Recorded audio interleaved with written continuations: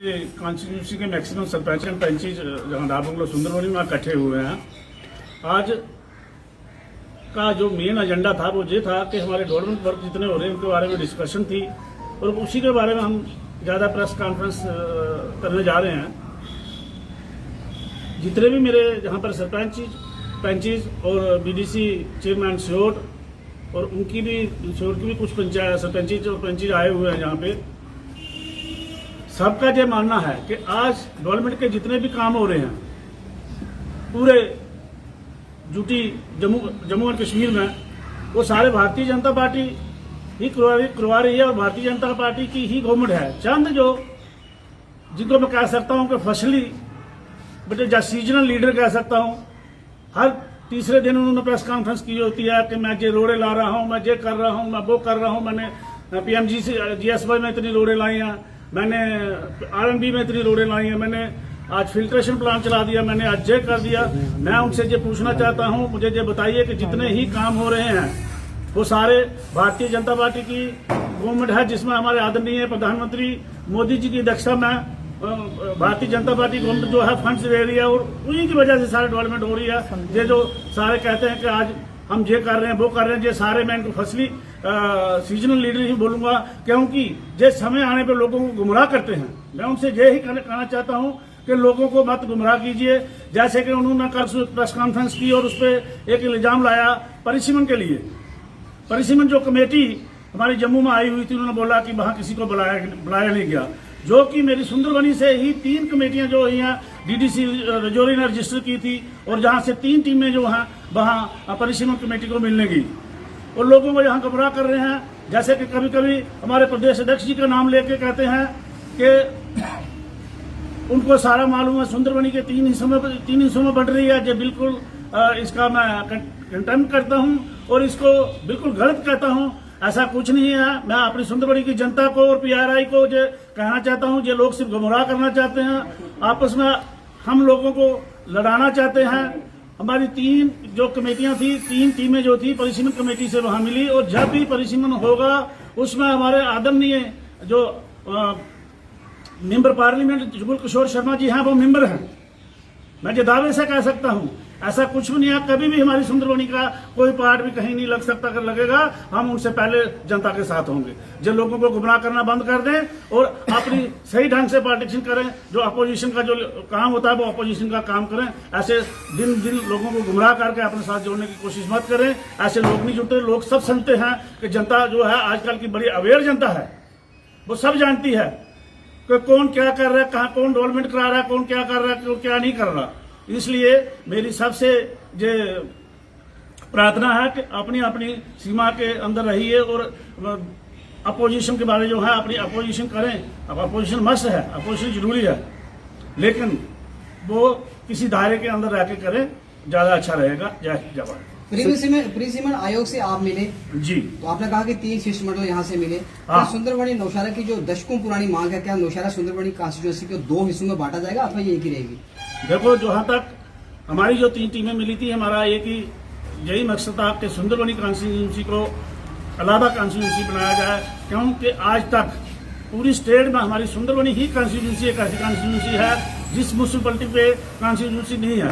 बाकी जितनी भी म्यूनसिपलिटियां हैं सब म्यूनसिपलिटी पे कॉन्स्टिट्यूंसी है। और जहां पहले बार आप देखेंगे एक ऐसी कॉन्स्टिट्यूंसी है जिसमें 2 म्यूनसिपलिटियां हैं, सुंदरबनी और नौशहरा। हम चाहते हैं कि नौशहरा को अपना दर्जा मिल जाए, अपनी कॉन्स्टिट्यूंसी मिल जाए और सुंदरबनी को अपनी कॉन्स्टिट्यूंसी मिल जाए। और दोनों की जो एज पर बाईलॉज उन्होंने जो वोटर्स की पॉपुलेशन रखी है 77,000 जो मिनिमम, वो दोनों इसमें उस प्रक्रिया में दोनों कॉन्स्टिट्यूंसियां आती हैं। सर, अगर डेवलपमेंट की बात करें तो सुंदरबनी हॉस्पिटल का जो मसला है आज से 3-4 महीने पहले भी उठाया गया था, लेकिन अभी तक कोई हल नहीं निकला है। इस पर आप क्या कहेंगे? देखो, सुंदरबनी का जो बिल्डिंग का मसला है उसमें सबको पता है कि पहले इसका जो प्रोजेक्ट बना था उसकी एस्टिमेट कास्ट जो थी वो 17 करोड़ थी और इसको बढ़ा करके डबल किया गया। फिर उसकी एडमिनिस्ट्रेटर अप्रूवल के लिए उसको भेजा गया। उसकी एडमिनिस्ट्रेटिव अप्रूवल जो होती है वो फाइनेंस डिपार्टमेंट में जाती है, पहले अप्रूव होती है, उसके बाद उसको अप्रूवल मिलती है। ये टेक्निकली जो पॉइंट है, टेक्निकली जो सिस्टम है, इसमें टाइम लगता है। और अपने टाइम पे ये जल्द से जल्द जो होने वाली है, अभी एडमिनिस्ट्रेटिव अप्रूवल होगी है, जो ही फंड्स रिलीज होंगे इसका काम स्टार्ट हो जाएगा। सर, प्रेस सीमेंट आयोग की हम बात कर रहे थे। सुंदरबनी की जो पहाड़ी क्षेत्र है वहाँ की जनता में एक भय है कि हमारे इस क्षेत्र को काटकर कालाकोट के साथ जोड़ा जा रहा है। अगर ऐसा हुआ तो क्या आप उन लोगों के साथ बैठेंगे अथवा जो धरना प्रदर्शन लोग देंगे, जो उनकी मांग है कि हमें सुंदरबनी के साथ ही रखा जाए, क्या उनके साथ इंसाफ होगा अथवा उनको कालाकोट के साथ जोड़ा जाएगा? देखिए, हमारा कहना यह है कि उनके साथ पूरा इंसाफ होगा, उनको सुंदरबनी के साथ ही रखा जाएगा। ऐसा तो कभी भी नहीं होगा, ना ही हमारी गवर्नमेंट होने देगी। और अगर ऐसा कुछ थोड़ा बहुत भी होगा, हम सबसे पहले उनके साथ होंगे। हाँ, बीडीसी चेयरमैन सियोट, आप भी कुछ अपना पक्ष रखना चाहते हैं। आपके एरिया में कुछ एक ऐसे डेवलपमेंट के कार्य हैं जो काफी देर से रुके हुए हैं, उसकी मांग को लेकर आप काफी बार डीसी राजौरी से भी मिले, और आज की जो प्रेस कॉन्फ्रेंस में आपका आना मुख्य लक्ष्य क्या था? मेरी इस कॉन्फ्रेंस में आने का मुख्य लक्ष्य ये है कि मेरे ब्लॉक में 3 डीडीसी आते हैं, डीडीसी कालाकोट, डीडीसी शेरी और डीडीसी सुंदरबनी। मेरी कुछ पंचायतें सुंदरबनी के साथ हैं। सुंदरबनी में मेरे सरपंच साहिबान प्रेस कॉन्फ्रेंस करने जा रहे हैं, तो मेरा आना यहाँ स्वाभाविक है। बाकी यहाँ तक रहा सवाल डेवलपमेंट काम आप जो बोल रहे हैं कि रुके हुए हैं, फॉर एग्जांपल मुझे बताया ना कौन सा काम रुका, मैं उसके बारे में बोलूं। सर, जो अभी बिजली विभाग का देखा जाए तो कई जगह ऐसा देखने को मिला कि जो तारें हैं वो पेड़ों पे लटकी मिलती हैं, उस पे क्या संज्ञान लेंगे आप? देखिए, जो यहाँ तक पीडीडी का सवाल है, मेरे पीडीडी ब्लॉक में जो इन्होंने काम शुरू किया हुआ है और तारों की खींचातानी जो है पूरी खिंचाई ये कर रहे हैं, और बिजली विभाग मेरे भाग में काफी एक्टिव हो चुका है। सर, लिफ्ट इरिगेशन की स्कीम जो आपकी सियोट की बड़ी वर्षों पुरानी मांग है और काफी देर से वो बंद पड़ी है, लोग धरना प्रदर्शन भी कहते हैं, कुछ देर बाद चलती है लेकिन फिर बंद हो जाती है, आखिर क्या वजह है? देखिए, कोई नहीं चलती। अगले दिन हमारी मीटिंग थी चीफ एग्जीक्यूटिव ऑफिसर के साथ सामने, तो वहाँ एक्शन इसने इरिगेशन ने कह दिया जी वो चल रही है, तो मैंने वहां खड़े होकर इसका विरोध किया और कहा मैं सर कलम करा दूंगा, आप इसी वक्त भेजो, बात चल रहे हैं। असल में बात यह है कि वो लिफ्ट इरिगेशन स्कीम से ही चल सकती है, जो ग्रेविटी बनाई हुई है। कुछ अर्सा जब कांग्रेस और पीडीपी की कोलिशन सरकार थी, इन्होंने उसको बदला, बाकी मोटरें भेज दी और ग्रेविटी बनाई, और ग्रेविटी नाले से 4 मीटर ऊंची है, वहां तो ग्रेविटी से पानी आना ही नामुमकिन। अच्छा, एक बाकी यहाँ तक सवाल है बीडीसी का। कुछ लोग जो स्टेटमेंट देते हैं, मैं तो समझता हूँ वो अनपढ़ वाली बात है, उन्होंने पीआरए एक्ट को पढ़ा ही नहीं है। आजकल कोई नहीं ला सकता, मैं कुछ नहीं कर सकता। ग्राम सभा ही जो दे मजलिस है वही पावरफुल है, वही काम होंगे जो दे मजलिस से अप्रूव होके जाएंगे, और वो फिर पंचायत मजलिस में अप्रूव होंगे, फिर ब्लॉक मजलिस में अप्रूव होंगे, फिर जिला मजलिस में अप्रूव होंगे, तो काम होंगे। और मैं कहूँ या कोई और कहे, ये सिर्फ लोगों को बेवकूफ बनाने वाली बात है। कोई काम ऐसे बाहर से होने वाला नहीं है। अब जितनी पावर्स हैं वो पीआरआई के पास। यहाँ पर साथी मेरे प्रेस कॉन्फ्रेंस कर रहे थे कि अगर सुंदरबनी कॉन्स्टिट्यूंसी के कुछ हिस्से किए गए, बांटा गया, तो जितने भी सरपंची हैं वो रोड बना करेंगे, रोड पे बैठेंगे और धरना प्रदर्शन करेंगे। मैं ये पूछना चाहता हूं उनसे कि कौन से सरपंची आपके साथ बैठेंगे? सारे सरपंची तो जहां खड़े हैं, किसी भी सरपंची ने ये बात नहीं कही कि हम उनके साथ बैठेंगे। ऐसे लोगों को गुमराह मत कीजिए। और जैसे अभी बीडीसी चेयरमैन साहब ने बोला, वाकई सही बात है, जितने भी काम जो हैं वो लास्ट में डिस्ट्रिक्ट काउंसिल में ही पास होते हैं। सबसे पहले पावरफुल है पंचायत में सरपंच, और सरपंच के ऊपर जो ग्राम सभा है, ग्राम सभा से जो प्लान अप्रूव होकर आएगा उसको कोई भी काट नहीं सकता, वो ही प्लान काम होते हैं। ऐसे लोगों को गुमराह करने के लिए आप जो मर्जी कहें, बाकी जितने भी डिस्ट्रिक्ट काम होते हैं वो डिस्ट्रिक्ट काउंसिल में ही पास होते हैं। देखिए, मैं इस विषय में आपको बिल्कुल क्लियर करना चाहता हूं, और मेरा आज बड़ा सौभाग्य है कि आप लोगों से बात करने का मौका मिला है। ऐसा कुछ नहीं था, सिर्फ वहाँ एक माहौल ऐसा क्रिएट किया गया, और हमारा जो कार्यकर्ता कोई इतना बड़ा लेखा कार्यकर्ता नहीं है, उसको जब ये पूछा गया गाँव के सब लोगों ने कि ये रोड क्यों नहीं बन रहा, तो उसने ये बोला है कि रैना साहब ने ये प्रोजेक्ट 26 करोड़ का लाया है। अब कोरोना की वजह से आप सबको मालूम है कि गवर्नमेंट ने नई फंडिंग करनी, नए प्रोजेक्ट के ऊपर काम करना रोका हुआ है, और उस बंदे ने, उसका टेंडर हुआ है, उसका सब, उनको ये लोगों में रोष था कि ये रोड अब फिलहाल चलने के काबिल नहीं है, ताकि हम इसको कम से कम इसको चलने के काबिल बना सकें। यहाँ तक प्रोजेक्ट की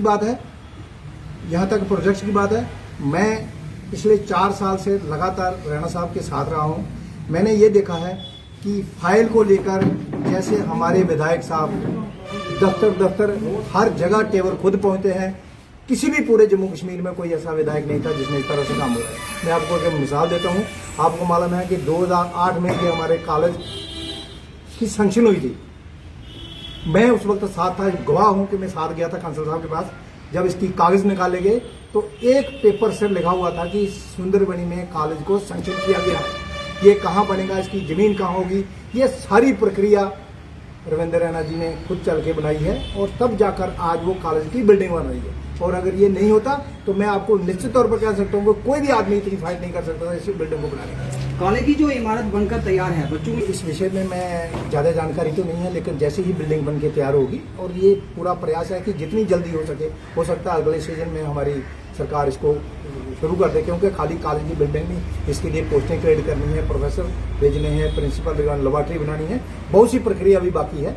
वो जैसे ही उसमें चला जाएगा, फंडिंग हो रही है, जैसे जैसे पैसे आते जाएंगे, और पूरी हमारी एडमिनिस्ट्रेशन का और हमारी भारतीय जनता पार्टी के नेताओं का पूरा हमें विश्वास है।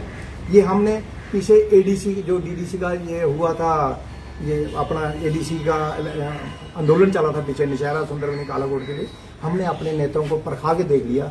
वो हमेशा हमारे सुंदरबनी के पीछे खड़े रहे और सुंदरबनी के लिए उन लोगों ने पूरा फाइट किया है और हमें उन पर पूरा विश्वास है। किसी भी हालत में कभी भी सुंदरबनी के साथ अन्याय नहीं होगा, ये मैं आपको यकीन। सर देखा जाए तो वन विभाग हर जगह हर स्कूल में जाकर अपने पौधारोपण कर रहा है, लेकिन कुछ स्कूलों में बाउंड्री वॉल ना होने के कारण जो पशु हैं उन पौधों को नष्ट कर देते हैं, उस पर क्या आप संज्ञान लेंगे?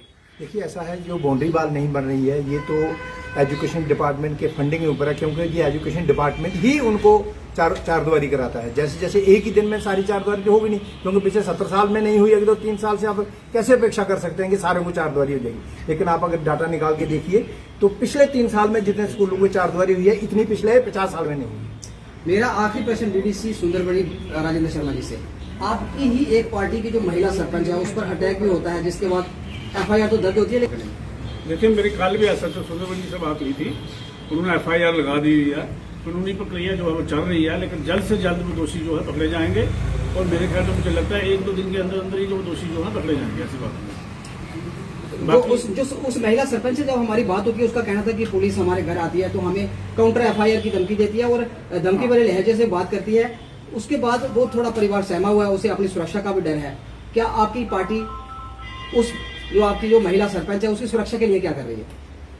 देखिए, ये वहाँ के बीडीसी चेयरमैन है, अभी इससे अंदर जो हमारी मीटिंग चली है उसमें जो पॉइंट डिस्कस हुआ है, इन्होंने सारी बात अपने ऊपर ली है। इन्होंने कहा कि अभी तक जितना भी जो कानूनी प्रक्रिया चल रही है बड़ी अच्छी चल रही है। उनसे बात हुई है, जो पार्टी वहाँ गई थी उनके घर, जैसे कह रहे कि ये SI वगैरह गया था, कोई उन्होंने धमकी दी थी वहाँ पे, आपके ऊपर भी FIR लगी। उन्होंने मुझे भी फ़ोन किया था, लेकिन मैंने जहाँ पर क्लियर किया उसको, लेकिन ऐसा मेरे ख्याल में दिए होंगे उनके घर, लेकिन वो FIR जहाँ पर लगी है कुछ, लेकिन दूसरी पार्टी कोशिश कर रही है FIR लगाने की, क्योंकि उन्होंने कहा कि हमें भी झगड़े में हमें भी लगी है। लेकिन अभी थोड़ी देर पहले मुझे उनके घर से फोन आया था उनकी बेटी का कि जो उस लेडी की तस्वीरें ले गई हैं वो सऊदी अरब में दिखाई गई, यहाँ पाकिस्तान में दिखाई गई हैं, कहाँ फैलाई गई हैं, वो काफ़ी डिटेल में मुझे बता रहे थे। लेकिन अभी बीडीसी चेयरमैन साहब ने वो जो कहा कि जब जरूरत पड़ेगी हम सारे लोग यहाँ पर इकट्ठे होंगे, लेकिन अभी वो सारा संज्ञान जो अपने ऊपर ले रहे हैं। जिस प्रकार भाजपा के नेताओं के ऊपर कश्मीर घाटी में अफसोस नहीं करेंगे, उसका ऐसा होने ही नहीं हम देंगे और ना होगा। जहाँ पे अगर जहाँ भी अगर कश्मीर वाले हमले होंगे तो फिर हमारी पार्टी का क्या फायदा है जहाँ रहने का? ऐसा काम जहाँ हम होने ही नहीं देंगे। सर अगर लिफ्ट इरिगेशन की बात करें तो जो हत्थल का प्रोजेक्ट है उससे पहले भी आपसे बातचीत हुई थी, लेकिन अभी तक भी लोगों को लाभ नहीं मिल रहा, इस पे आप क्या संज्ञान लेंगे? सर प्लांट है जी, वो उसका थोड़ा काम बैलेंस है, उसके लिए हमने नोटिस निकाला। मेरी एक्सिंग से बात हुई है, ठेकेदार को नोटिस दे दी गया, 2-3 दिन से नोटिस भेज दिया गया कि जल्द उसको टाइम दिया गया कि इतने टाइम के अंदर अंदर इसको कंप्लीट कर दो। नहीं कंप्लीट करेंगे उसका टेंडर कैंसिल करके दोबारा रीटेंडर किया जाएगा।